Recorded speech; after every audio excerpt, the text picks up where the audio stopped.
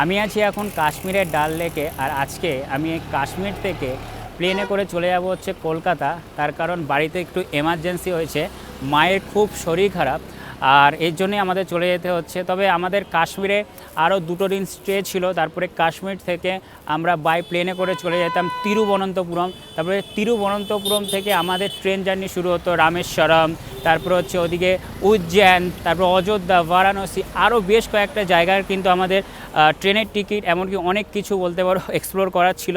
তবে সেগুলো হলো না, মায়ের যেহেতু শরীর খারাপ হয়ে গেছে। আর আমার কাছে আমার মা বাবা সবার আগে, তারপরে আমার ভিডিও। আর আমি এখন ডাল লেকে আছি। ডাল লেকে সন্ধ্যার ভিউটা আমি তোমাদের দেখাই। দেখো কি সুন্দর হাউস বোটগুলো লাগছে, লাইট জ্বলছে, আর দূরে তোমাদের পাহাড়টা দেখায়, পুরো বরফ জমে গেছে। আর এটা হচ্ছে তোমার ডাল লেকের রোড, হেভি হেভি সুন্দর লাগছে ডাল লেকটা। আর আমরা এখন এই ডাল লেক থেকে তোমার অটো বা কিছু একটা ট্যাক্সি করে চলে যাবো হচ্ছে শ্রীনগর। তার কারণ এখান থেকে বলতে পারো শ্রীনগর প্রায় কিন্তু তোমার 40 মিনিটের মতন সময় লাগবে। আর শ্রীনগরে দেখো, শ্রীনগর হচ্ছে একটা ডিফেন্স এয়ারপোর্ট, সেখানে কিন্তু ভিডিওগ্রাফি এমনকি ফটোগ্রাফি করা একেবারেই যায় না। বলতে পারো যদি ফটোগ্রাফি এবং ভিডিওগ্রাফি করতে দেখে না, তোমার নামে কিন্তু ভাই কেস, এমনকি তোমার জেলও হতে পারে, যেহেতু বুঝতেই পারছো ডিফেন্স এয়ারপোর্ট। আর আমাদের এই শ্রীনগর থেকে আজকে রাত্রি 8টা তোমার 40 নাগাদ প্লেন রয়েছে তোমার দিল্লির উদ্দেশ্যে। তারপরে আবার দিল্লি থেকে তোমার রাত্রি তোমার 11টা 55-তে রয়েছে কলকাতা যাওয়ার প্লেন। তো দেখি এখন কিছু একটা করে তো আমাদের এখন শ্রীনগর এয়ারপোর্টে যেতে হবে। আর এখানে ভাই ভীষণ ঠান্ডা, ভীষণ ঠান্ডা। আজকে সকালবেলা বলতে পারো শ্রীনগর থেকে স্কুটি করে গিয়েছি সোনামার্গ ঘুরতে, মানে একটা আলাদা লেভেলের বলতে পারো জার্নির একটা এক্সপিরিয়েন্স হয়েছে। যাই হোক, ভিডিওটাকে এক ফোটাও স্কিপ করবে না, একেবারে প্রথম থেকে শেষ পর্যন্ত দেখবে। তো কাশ্মীরের ডাল লেকে আমার এক দাদা ভাই, এমনকি আমার মায়ের সমান কাকিমার সাথে পরিচয় হয়ে গেল। আপ কাহা সে হো? बिहार से। बिहार से कहाँ से? अरवल डिस्ट्रिक्ट। ও আরবান ডিস্ট্রিক্ট। बगल में है अरवल डिस्ट्रिक्ट। আমি ভিডিও করছিলাম, বলছিল যে তুমি কি ব্লগ বানাও? আমি বলছি হ্যাঁ আমি ব্লগ বানাই।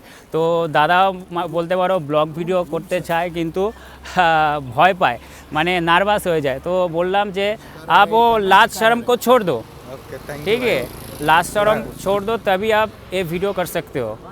ये तो है।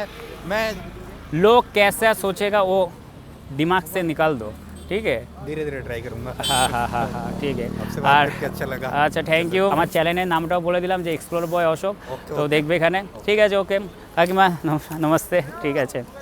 ভালো লাগে এরকম রাস্তায় যেতে যেতে কিছু কিছু মানুষের সাথে পরিচয় হয়। যাই হোক, এখান থেকে আমরা এখন অটো বা ট্যাক্সি করে চলে যাব হচ্ছে শ্রীনগর এয়ারপোর্টের দিকে। एयरपोर्ट जाएगा?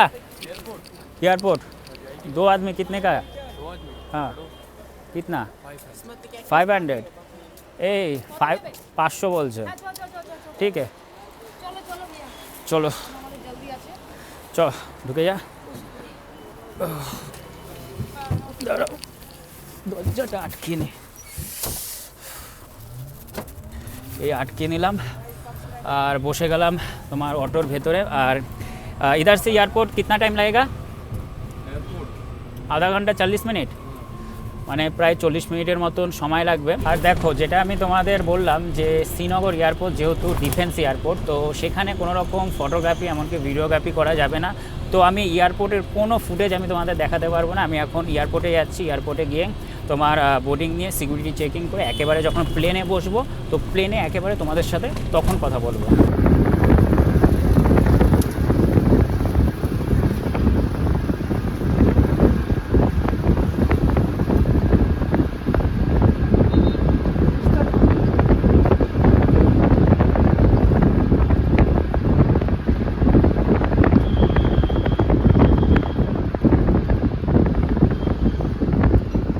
শ্রীনগর এয়ারপোর্ট থেকে আমাদের প্লেনটা প্রায় 15 মিনিট হলো টেক অফ করে দিয়েছে।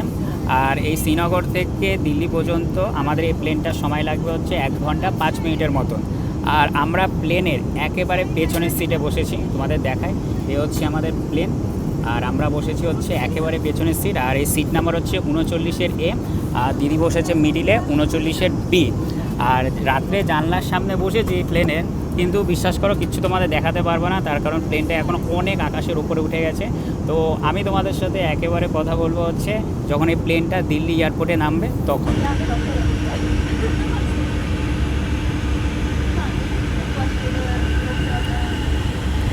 তো তো আমাদের প্লেনের পাইলট এইমাত্র অ্যানাউন্সমেন্ট করলো যে আমরা আর কিছুক্ষণের মধ্যে দিল্লি ইন্দিরা গান্ধী ইন্টারন্যাশনাল এয়ারপোর্টে ল্যান্ডিং করছি। তো তোমাদের ল্যান্ডিংটা দেখাচ্ছি, দেখো।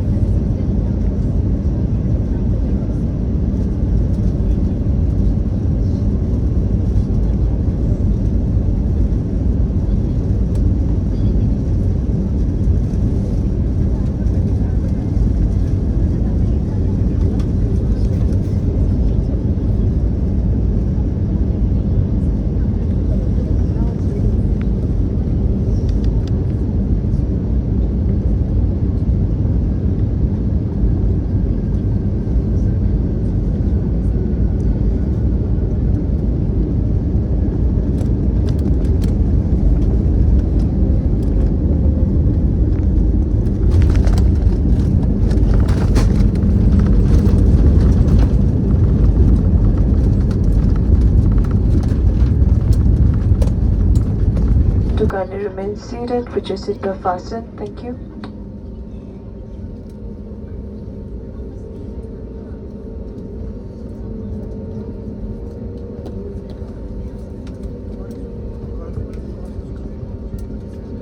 তো ফাইনালি আমরা দিল্লি এয়ারপোর্টে খুব ভালোভাবে ল্যান্ড করে গেছি, আর একটু পরেই আমরা নামবো। আর আমরা যেহেতু প্লেনের একেবারে পেছনের সিটে বসেছি, তো আমাদের দেরিতে নামতে হবে। আর যারা সামনের দিকে বসেছে তারা অলরেডি যে যার যে ব্যাগ আছে সেটা উপর থেকে কালেক্ট করছে। আর আমাদের এই ইন্ডিগো প্লেনের পাশাপাশি আরও একটা ইন্ডিগো প্লেন আছে, তোমাদের দেখাচ্ছি। এই বাবা, বিশাল বড় প্লেন। আর একটু পরেই আমরা নামবো নিচে। আমাদের সিটটা যেহেতু প্লেনের একেবারে লাস্টে ছিল, তো আমাদের লাস্টে বেরোতে হচ্ছে। তো চলে আসলাম গেটের সামনে আস্তে আস্তে, এবার বাইরে বেরিয়ে যাচ্ছে। আমাদের যত সম্ভব মানে বাস দিয়েছে, হচ্ছে তোমার পাইলটের কেবিন। হ্যাঁ, বাস দিয়েছে, এই দেখো বাস দিয়েছে। আমাদের যে পরের প্লেনটা আছে সেটা বলতে পারো দিল্লি থেকে রাত্রি তোমার 11:55-তে আছে। আমাদের মাত্র 1 ঘন্টা 50 মিনিট লেওভার আছে দিল্লি থেকে। যে পরের প্লেনটা রয়েছে কলকাতা। তো আমাদের বাস দিয়ে দিয়েছে, তো বাসে উঠে যাই। আর এই প্লেনে করে কিন্তু আমরা বলতে পারো শ্রীনগর থেকে দিল্লি আসলাম, আর এখন বাসে চলে যাচ্ছি তাড়াতাড়ি। তার কারণ আমাদের পরবর্তী যে প্লেন আছে সেটা ধরতে হবে। চলে আয় চলে আয় চলে আয়।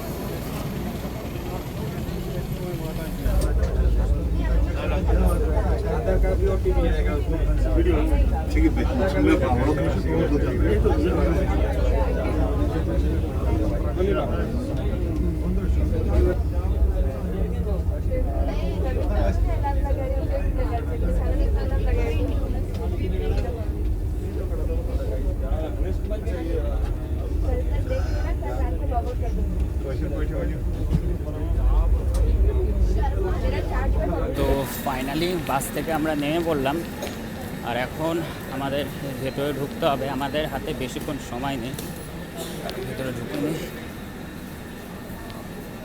আচ্ছা, দিল্লি এয়ারপোর্টে এনার দেখা পেলাম। তোমরা কে কে চেনো আমাকে কিন্তু অবশ্যই কমেন্ট করে জানিও। আর আমাদের এখন দৌড় মেরে যেতে হবে বাইরে, তার কারণ আমাদের যে পরের যে প্লেনটা আছে সেটা দিল্লি থেকে রাত্রি 11:55 ছাড়বে, কলকাতার প্লেনটা। আর সব থেকে বড় অ্যাডভান্টেজ কী বলো তো, যেটা শ্রীনগর থেকে এই দিল্লি যে প্লেনটা আসলাম সেটা তোমার টার্মিনাল 2-তে দিয়েছে, আর আমাদের পরের প্লেনটাও টার্মিনাল 2-তে। আমাদের এখন তাড়াতাড়ি যেতে হবে, তার কারণ আমাদের মাত্র 1 ঘন্টা 50 মিনিটে লেওভার আছে। তো আমরা এখন সিকিউরিটি চেকিংয়ের দিকে যাচ্ছি, যেটা তোমাদের বললাম যে বোর্ডিং পাস বের করার কোনো ঝামেলা নেই, তার কারণ বোর্ডিং পাস অলরেডি আমরা শ্রীনগর এয়ারপোর্ট থেকে বের করে এসেছি। তাড়াতাড়ি যেতে হবে এখন, হাতে বেশি সময় নেই আমাদের। তো সিকিউরিটি চেকিং করে বলতে পারো আবার টার্মিনাল 2-তে ঢুকে পড়লাম। আর আমাদের হাতে আর মাত্র 1 ঘন্টা সময় আছে। এখানে আমি ডিসপ্লেতে দেখি আমাদের প্লেনটা কত নম্বর গেটে দেবে। এই যে তোমার 11:55, flight number 6C2297, Kolkata onboard, 26 নম্বর গেটে দেবে।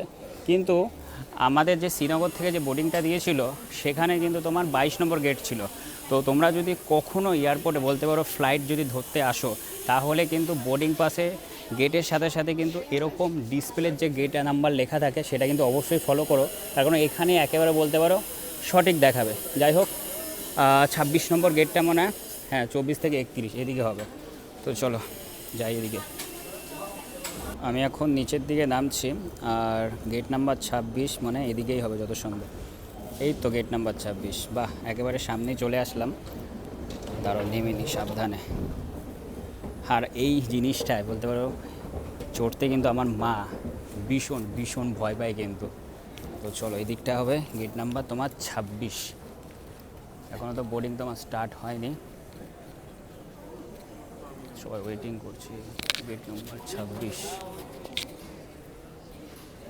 পেছনের দিকে বসি। ফাইনালি আমাদের কলকাতা যাবার কিন্তু বোর্ডিং স্টার্ট হয়ে গেছে।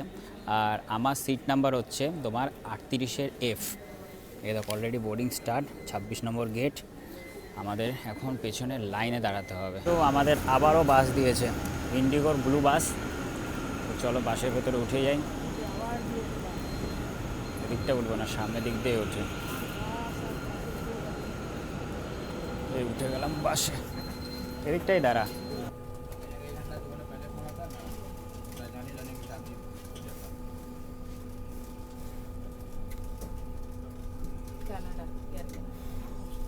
আমরা বাস থেকে নামলাম, আর আজকে এই প্লেনটা করেই আমরা এই দিল্লি থেকে কলকাতা যাব। আর এই ফ্লাইট নাম্বার হচ্ছে 6E2296। আর পাশে আমি তোমাদের দেখাই একটা কত বড় এয়ার ইন্ডিয়া প্লেন, আর দূরে একটা প্লেন তোমাদের দেখায়, এটা হচ্ছে এয়ার কানাডা। বাবা, আর আমাদের সিট যেহেতু এই প্লেনের পেছনে, তাই আমরা পেছন থেকে উঠবো। আর ভাই এখানে ইঞ্জিনে মারাত্মক লেভেলের আওয়াজ, মারাত্মক লেভেলের আওয়াজ। এই হচ্ছে আমাদের ইন্ডিগো। বাহ বাহ কি আওয়াজ! দেখো এ হচ্ছে দিল্লি ইন্দিরা গান্ধী ইন্টারন্যাশনাল এয়ারপোর্ট। জোরে কথা বলছি তার কারণে ইঞ্জিনে মারাত্মক লেভেলের আওয়াজ। দেখো যত দূর তাকাবে শুধু প্লেন আর প্লেন দেখতে পারবে। তো ফাইনালি প্লেনের ভেতর উঠে বসে গেছি। আর এবারের জার্নিতে মানে হচ্ছে এই দিল্লি থেকে কলকাতার জার্নিতে কিন্তু আবারও জানলার পাশে সিট। আর এই সিট নাম্বার হচ্ছে 38-এর F। আমরা যখন শ্রীনগর থেকে দিল্লি এসেছিলাম তখন একেবারে প্লেনের লাস্টে বসেছিলাম, ওই যে 39-এর A আর 39-এর B। আর সবাই অলরেডি বসে গেছে, যারা এয়ার হোস্টেস আছেন তারা উপরের যে ব্যাগ রাখার যেগুলো রয়েছে ওগুলো আটকে দিচ্ছে। আর আমাদের প্লেনটা একটু পরেই বলতে পারো তোমার টেক অফ করবে। আর এই দিল্লি থেকে কলকাতা পর্যন্ত আমাদের প্রায় সময় লাগবে 1 ঘন্টা 50 মিনিটের মতন।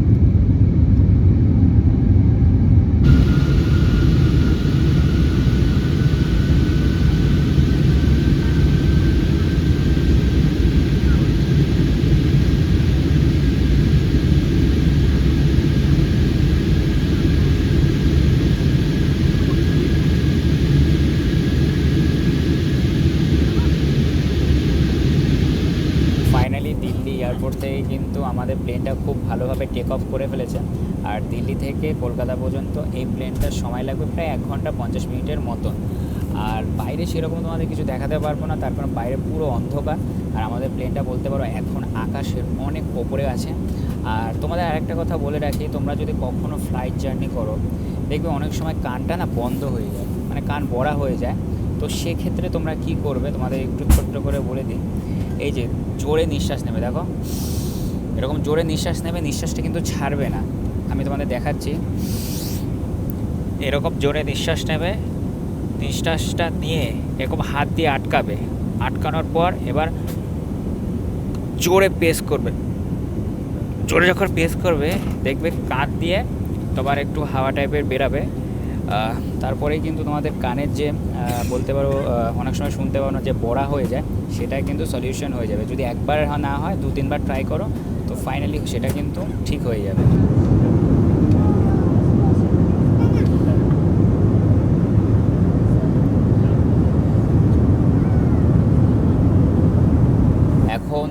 প্রায় অনেক বাজে, তোমাদের দেখায় কটা বাজে, ঘড়ির কাঁটায় রাত্রি 1:21 বাজে। আর আমাদের এখনও কলকাতায় পৌঁছাতে প্রায় 35 মিনিটের মতন সময় লাগবে। আর রাত্রে প্লেন জার্নি করছি, জানালার পাশে বাইরে সেরকম কিছু দেখাতে পারবো না, চারিদিকে শুধু অন্ধকার অন্ধকার। আর আমাদের প্লেনটা কিন্তু এখন আকাশে অনেক উঁচুতে উঠছে। দাঁড়াও, এটা আগে আটকে নিই। তো এই প্লেনে জার্নি করতে গিয়ে আমার ভীষণ খিদা পেয়ে গেছে, তার কারণ সে দুপুরবেলায় শ্রীনগর থেকে খেয়ে এসেছি। আর এখন ভীষণ খিদা পেয়ে গেছে। তো এখানে যারা এয়ার হোস্টেস ছিল, তো তাদেরকে জিজ্ঞাসা করলাম যে স্যান্ডউইচ কি পাওয়া যাবে। বললো যে না স্যার, স্যান্ডউইচ পাওয়া যাবে না, তার জন্য আপনি যখন টিকিট কেটেছিলেন যদি আগে থেকে বুকিং করতেন তাহলে স্যান্ডউইচটা পাওয়া যাবে। আমি বলছি তাহলে কি পাওয়া যাবে? বলছে কুকিজ, তারপর হচ্ছে কফি, এগুলো পাওয়া যাবে। তো আমি একটা কুকিজ নিয়ে নিয়েছি, এটা আমার 200 টাকা পড়লো। তোমাদের দেখায় কুকিজটা, অলরেডি কিছু খাওয়া হয়ে গেছে, তোমাদের দেখাই। এই দেখো,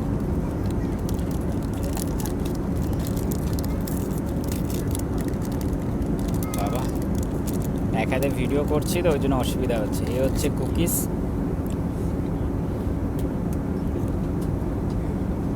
দুর্দান্ত দুর্দান্ত খেতে। তবে স্যান্ডউইচটা হলে আরও বেশি ভালো হতো। যাই হোক, বিস্কুট তো টাকা দিয়ে কিনলাম, আর জল তো আনলিমিটেড, যতবার চাইবো ততবারই দেবে। বিশেষ করে রাত অনেক হয়ে গেছে তো ভীষণ খিদা পেয়ে গেছে, একেবারে ভালোভাবে খেতে পারবো যখন বাড়ি পৌঁছাবো তখন। তবে কুকিজটা খেতে খুবই ভালো।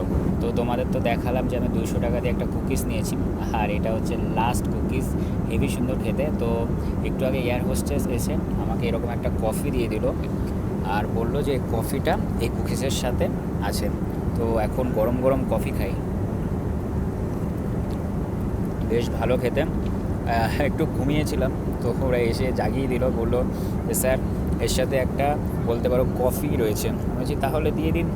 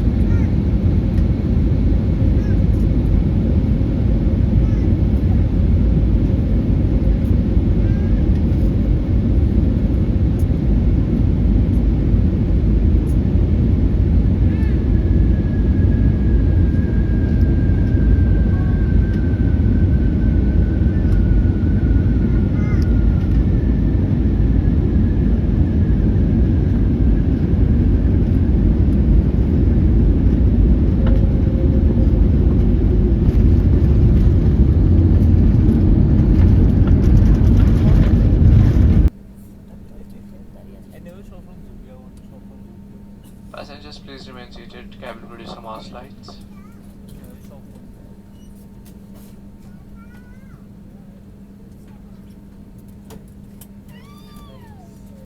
তো ফাইনালি কিন্তু আমরা পৌঁছে গেলাম কলকাতা এয়ারপোর্টে।